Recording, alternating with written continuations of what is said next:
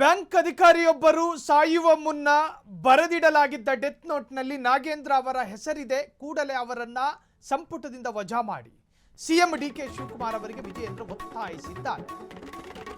ಅಧಿಕಾರಿ ಡೆತ್ ನೋಟ್ನಲ್ಲಿ ನಾಗೇಂದ್ರ ಹೆಸರಿತ್ತಲ್ಲ, ಕೂಡಲೇ ಅವರನ್ನ ಸಂಪುಟದಿಂದ ವಜಾ ಮಾಡಿ ಸಿಎಂ ಡಿಕೆ ಶಿವಕುಮಾರ್ಗೆ ವಿಜಯೇಂದ್ರ ಒತ್ತಾಯ.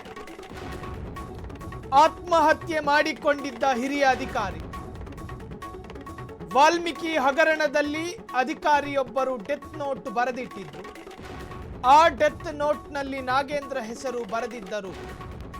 ಡಿಕೆ ಸರ್ಕಾರದ ವಿರುದ್ಧ ವಿಜಯೇಂದ್ರ ಬಿಗ್ ಬ್ಲಾಸ್ಟ್ ಮಾಡಿದ್ದಾರೆ. ಅವರು ಇವತ್ತು ರಾಜೀನಾಮೆ ಕೊಡ್ತಾರೋ, ನಾಳೆ ರಾಜೀನಾಮೆ ಕೊಡ್ತಾರೋ, ಒಂದು ತಿಂಗಳು ಬಿಟ್ಟು ರಾಜೀನಾಮೆ ಕೊಡ್ತಾರೋ ನನಗಂತೂ ಗೊತ್ತಿಲ್ಲ. ಆದರೆ ಒಂದಂತೂ ಸತ್ಯ, ನಾಗೇಂದ್ರ ಅವರು, ಯಾವ ನಾಗೇಂದ್ರ ವಾಲ್ಮೀಕಿ ಅಭಿವೃದ್ಧಿ ನಿಗಮದ ಹಣವನ್ನು ಲೂಟಿ ಮಾಡಿರುವಂಥ ಈ ಹಗರಣದಲ್ಲಿ ಪ್ರಮುಖ ಆರೋಪಿ, ಇಡೀ ಚಾರ್ಜ್ ಶೀಟಲ್ಲೂ ಕೂಡ ಅವರ ಹೆಸರು ಉಲ್ಲೇಖ ಆಗಿದೆ. ಶಿವಮೊಗ್ಗದಲ್ಲಿ ಚಂದ್ರಶೇಖರ್ ಅಧಿಕಾರಿಯನ್ನು ಆತ್ಮಹತ್ಯೆ ಮಾಡಿಕೊಂಡ್ರು, ಬೋವಿ ಸಮಾಜದ ಒಬ್ಬ ಪ್ರಾಮಾಣಿಕ ಅಧಿಕಾರಿಯನ್ನು ಆತ್ಮಹತ್ಯೆ ಮಾಡಿಕೊಂಡ್ರು.